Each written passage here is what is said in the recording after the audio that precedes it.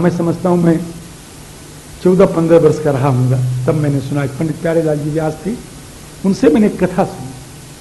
वो मुझे आज तक याद है, ज्यों की त्यों याद, अविकल याद है, उनके शब्द भी याद। भगवान श्री राम जब इस रास्ते से जा रहे थे तो एक बड़ा तीखा सा कांटा श्री किशोरी जी के चरणों में लगा। कांटा चरणों में लग करके पाद पृष्ठ से निकल गया।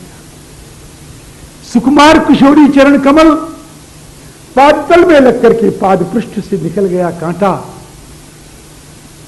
किशोरी जी हाय करके बैठ गई। कल कहा था ना, गर्भांकुरेण रचिता जननी। किशोरी हाय करके बैठ गई। लक्ष्मण आंखों से अश्रु वर्षण करते हुए कांटा निकाल रहे हैं धीरे धीरे। भगवान की आंखों में आंसू आ गए। भगवान ने कहा, पृथ्वी मेरी एक प्रार्थना है, प्रभु अब जी किशोरी के चरणों में ऐसे कांटे नहीं गिरेंगे। पृथ्वी तुमने गलत समझा है। अगर किशोरी के चरणों में रास्ते में कांटे आते हैं तो चरणों में गड़े। अगर श्री सीता के चरणों में कांटे नहीं गड़ेंगे तो भारतीय संस्कृत की आराध्या का स्वरूप दुनिया के सामने कैसे आएगा। अगर लक्ष्मण के चरणों में कांटे नहीं गड़ेंगे तो एक सेवक धर्म में क्या क्या क्या क्या भोगना चाहिए, क्या क्या सहना चाहिए, सेवक धर्म का क्या क्या उसका कर्तव्य है, इसका ज्ञान कैसे होगा दुनिया में। सेवक धर्म के आदर्श के लिए श्री लक्ष्मण के चरणों में कांटे गड़ने चाहिए। भारतीय संस्कृति की आराध्या जनक नंदिनी के चरणों में एक पतिव्रता स्त्री का क्या कर्तव्य है, इसके आदर्श के लिए इनके चरणों में कांटे गड़े तो गड़े। और लोकनायक का उदात्त स्वरूप क्या है। अगर मेरे चरणों में कांटे नहीं गड़ेंगे तो लोग समझेंगे मखमली सेज पर लोकनायक मिलता है। लोकनायक का उदात्त स्वरूप तब तक दुनिया के सामने उजागर नहीं होगा जब तक उसके चरणों में कांटे नहीं गड़ेंगे। हे पृथ्वी, राम लक्ष्मण सीता के चरणों में कांटे गड़ते हैं तो गड़े। मेरी प्रार्थना तो कुछ और है देवी। क्या प्रार्थना है स्वामी? कि मेरा लाडला दुलारा प्यारा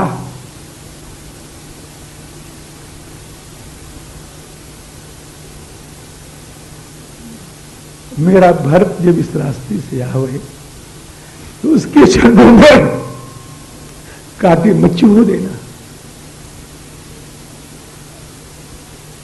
कहें आप सह सकते हैं, किशोरी सह सकती हैं, श्री लक्ष्मण सह सकते हैं, भरत तो संत है, सह संत में तो दीक्षा होती है, क्या वो नहीं सह सकते?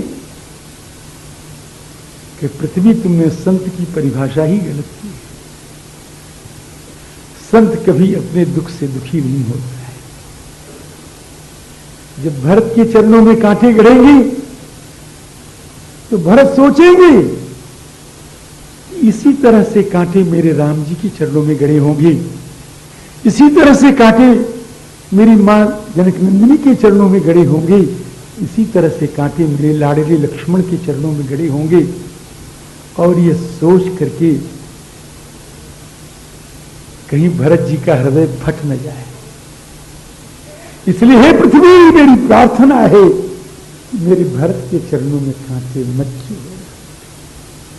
पृथ्वी ने स्वीकार कर दिया। किए जाहि छाया जलद सुखद बहे बर्बाद, तस्मग भयो न राम कह जसभा भरत ही जात। राम जी, भरत जी महाराज चले जा रहे हैं। आगे यमुना जी आई, कल मैंने बताया था कि जब राम जी ने जमुना पार किया तो बेड़ा बनाया गया। आज नावें आई हैं महाराज, निषाद जी ने सब व्यवस्था की। जमुन तीर तेहि दिन करी बासु, भयो समय सब सबहि सुपासु। राती घाट घाट की तरनी, आई अगणित जाहि न बरनी। राम जी प्रात पार भय एक ही खेवा, इतनी नदी इतनी नावें आ गई थी कि एक ही खेवा में सब पार हो गए। देखिए फिर वही आया, जब पार हो गए तब स्नान किया, चले नहाय। मैंने तो बताया था ना आपको कल, चले नहाय नदी सिर नाई, साथ निषाद नाथ दो भाई। इस प्रकार चलते चले जा रहे हैं। रास्ते के लोग जो श्री राम जी को कल मिले थे, याद है आपको, वो सब फिर मिल रहे हैं। कहते आहा देखो, चलत पयादे खात फल, पिता दीन तजिराज, जात मनावन रघुबरही, भरत सरिस को आज। देवियां आती हैं, और दो देवियां जिन्होंने कुछ दिन पहले श्री सीता जी के मुखचंद्र से निर्झरित वचन सुधा का आनंद लिया था, आज वो सखियां फिर आ रही हैं, और सखियां आज दूसरा आनंद ले रही हैं। कहती हैं सखी कहें एक बात तो बता। कहें क्या? ये राम लक्ष्मण है कि नहीं? ये राम लक्ष्मण है कि नहीं? कहें राम लक्ष्मण? कहें हैं तो बिल्कुल उसी तरह, वही अवस्था और उसी रंग का उसी रंग, वही रंग और वही शरीर, वही कोमलता, वही रूप, सब कुछ तो वही है सखी। बय बपु बरन रूप सोई आली। और देखो चल भी रहे हैं तो उसी तरह, और दूसरे से बात कर रहे हैं तो शील भी उसी तरह। शील स्नेह सरिस समचाली। देखो कोई अंतर है कि नहीं? एक सखी बहुत अंतर, बहुत बहुत तर्कशील थी, तर्कशील महिला थी। तो उसने कहा सखी तू बड़ी भोली है, तूने तो कह दिया वही है लेकिन वो नहीं है। कहें क्यों? देख वेसन सो सखी, वो वेश नहीं है। हमसे किसी ने पूछा था, हमको याद नहीं किसने पूछा था, किसी ने पूछा था, अगर हो यहां पर तो उत्तर कर लो, कि राम जी का चित्रकूट में वही वेश था जो राम जी का था, भरत जी का? क्या वो बलकल बसन पहने हुए थे?